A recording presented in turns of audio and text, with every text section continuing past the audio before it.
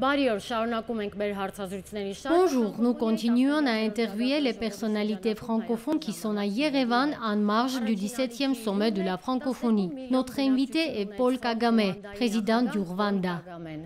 Bonjour, Monsieur le Président. Monsieur Kagamé, on sait que vous êtes président de l'Union africaine. Alors, quelle est la voix de l'Afrique d'aujourd'hui? Et donc, on sait que l'Arménie a des relations avec l'Union européenne et l'Union eurasiatique.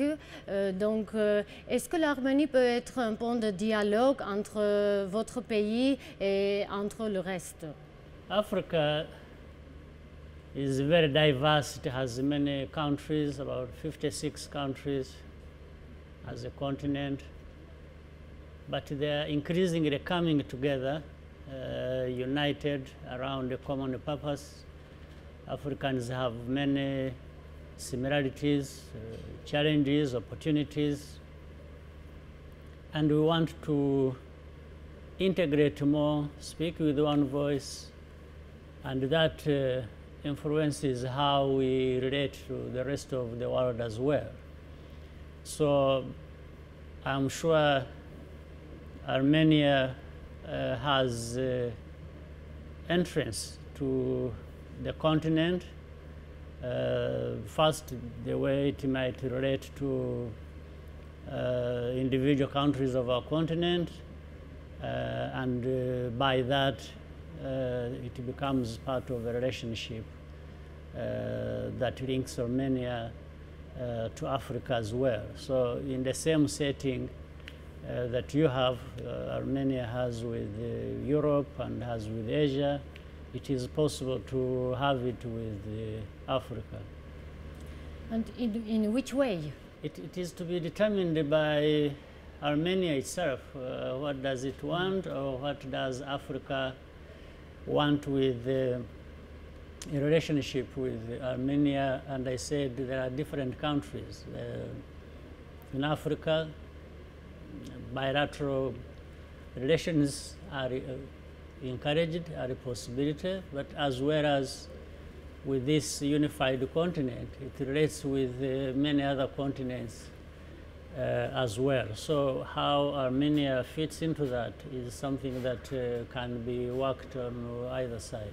Vous êtes venu en Arménie pour la première fois pour le sommet de la francophonie. Quelles sont vos expectations du sommet de la francophonie et en général de l'Organisation internationale de la francophonie? Vous avez une candidature qui est assez forte. Qu'est-ce que vous pouvez dire à ce propos-là? In fact, it is my first time to be in Armenia, as you rightly said.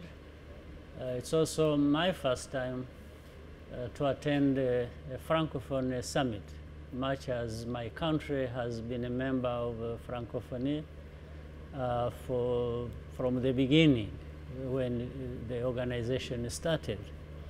So I'm happy to be here in Armenia, attending also the Francophonie Summit, and even for another reason, that indeed Rwanda has a candidate to become the Secretary General of the Francophonie.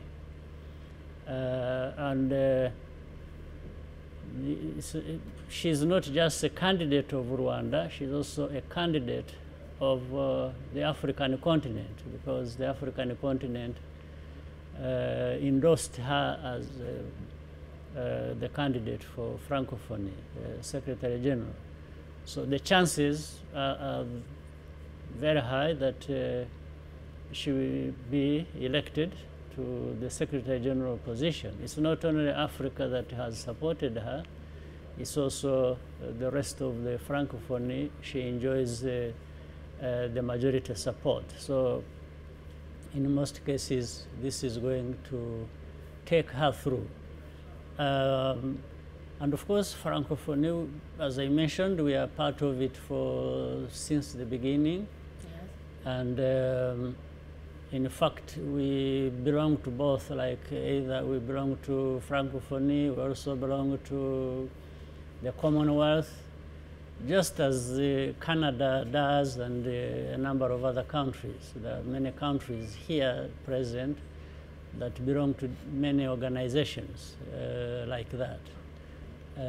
So when an organization like that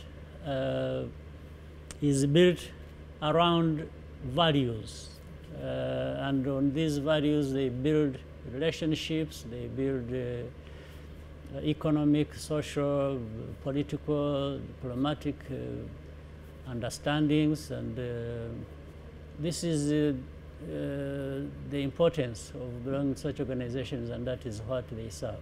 Qu'est-ce que ça va donner à votre pays si Madame Louise Mushikiwabo devient la secrétaire générale de la francophonie? When Louise Mushikiwabo is elected to be the Secretary General of Francophonie, she no longer just belongs to Rwanda.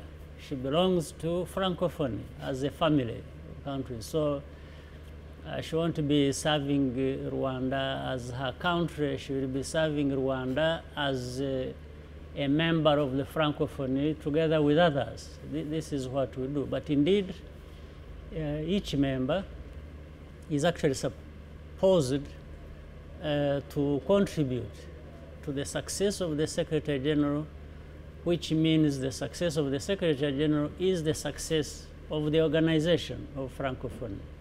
So it is in every country's interest to support whoever is in this position.